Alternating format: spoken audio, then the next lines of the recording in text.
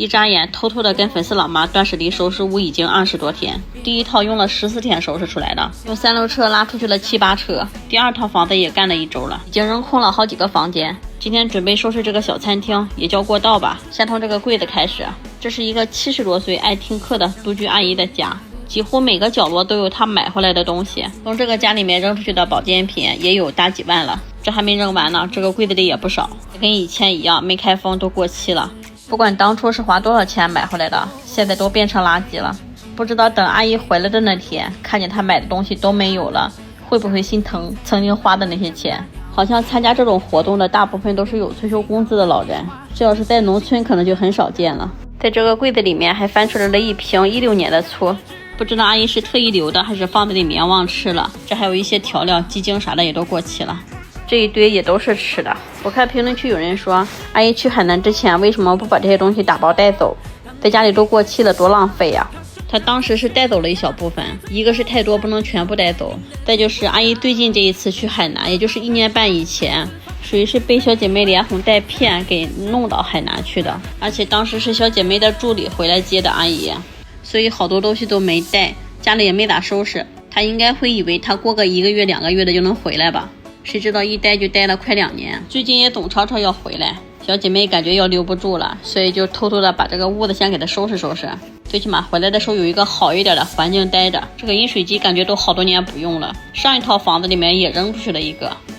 这个冰箱也1年半多的时间没有通电了，走的时候就应该拔电了，就是冰箱里的东西没拿出来，全都坏了。一打开以后那个味道可大了，就跟上套房子里那个冰箱差不多，下边也都是这种小虫了，全都烂成黑水了，那个味道都没法形容。挨个抽屉打开看了一下有没有阿姨藏的东西，我感觉在那个环境下就算是藏点东西也看不出来了，真的全都是一滩黑水。这冷藏里面好多东西都已经发霉了，妥妥的就是培养的菌群。一开始小姐妹说这个冰箱还要留着的，一看这种环境算了吧，直接给它卖了。冷藏里的东西拿出来了，冷冻的我们是连动都没动，直接就给它背下去了。这要是在屋里打开，那全屋都是那个味道了。卖了60块钱，别看脏，但是钱一点不少卖。老冰箱了，不光是有细菌，它也费电。小姐妹说到时候再给阿姨买个新的，给地拖一拖，一会儿铺地板。小姐妹要求统铺到厨房，统铺还是需要另外加钱的，一个门口50。为了让阿姨接受这次断舍离，小姐妹没少动心思，后续又往这个家里面添了不少东西呢。但是给我的感觉，小姐妹把这个房子收拾的再漂亮，在阿姨的心里面可能都没有她那些保健品重要。等阿姨回来的时候，她挨打挨骂是跑不了了。这2天天天在家给阿姨灌输那种断舍离，保健品过期了不能吃的那个事儿，阿姨那是有眼不进，不让给她收拾屋，然后也不让扔她的东西，还说她那些小票票放到哪放到哪。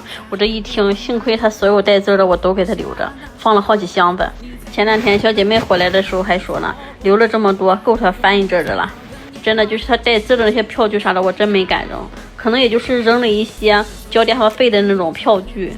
这个柜子前面的玻璃门太沉了，刚才全开着，我把下面最重的东西一拿，一下就张过去了，门还摔下来了。柜子里面一共就留了这些东西，其他的全都扔出去了。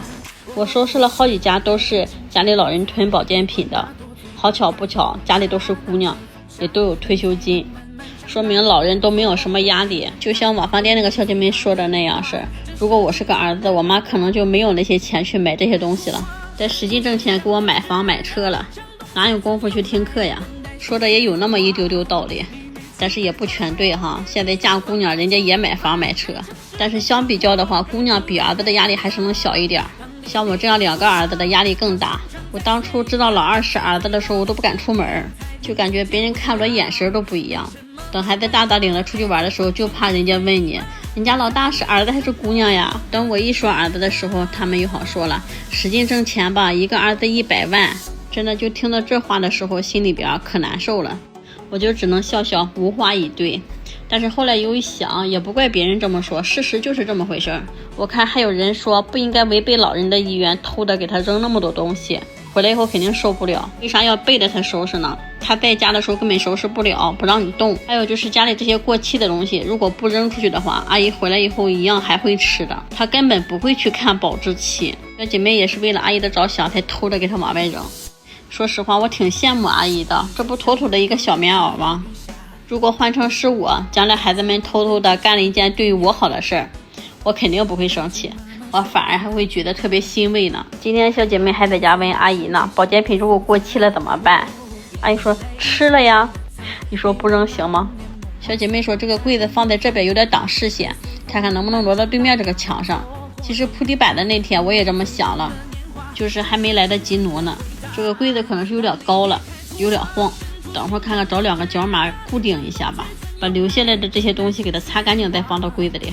有一包山药粉条开口了，我就没往里放，直接给它丢出来了。这4瓶蜂蜜是过期的，你们总说蜂蜜不过期，小姐妹把这4瓶给留下来了。纯蜂蜜不过期哈，不知道阿姨这听课买回来的纯不纯，反正暂时先留着吧。但是我感觉再过个1年2年的还是得往外扔。一柜子就剩了这点东西，这边刚才在里边了没擦着，再给它擦干净。凳子也给它擦出来，这是多出来的2把凳子，我都没敢问小姐妹要不要，我就怕一问她又说不要了。我感觉这个凳子还挺好的，这个家都快被小姐妹扔空了。这个插座都有点氧化了，擦不出来，反正擦了就比不擦强。先把凳子放到这个角落，等买完冰箱以后往旁边挪挪也能放得开。门框也给它擦出来，这个地方原来是有一个推拉门的，它是隐形门，拆不下来，所以高度没改了，就给它塞到里面去了，以后这个门也不拉了。这个大方门框应该是20-30年以前的装修风格了，看来不分什么地方，只要是那个年代装修都差不多。说真的，我来四川这20多天了，除了走道的时间几乎都没怎么出去过，要不就在屋里干活，要不就晚上回酒店。如果不是天天要跟他们交流的话，我都没认为我是在四川，还以为是在大连哪个地方呢。跟我上一套收拾大连那个家的装修风格是一样的，全是这种黄色系。这个柜子不是不稳当吗？我先找了2个角码，跟旁边这个门框固定在一起了，这边就跟这个踢脚线粘到一起去了。等上网再买一个防倒的固定器，给它固定在上面，它就不会倒了，要不然太危险了，就像刚才那样突然就倒了。这个小过道就收拾完了，别看它小，也是收拾了大半天。来看看前后对比吧。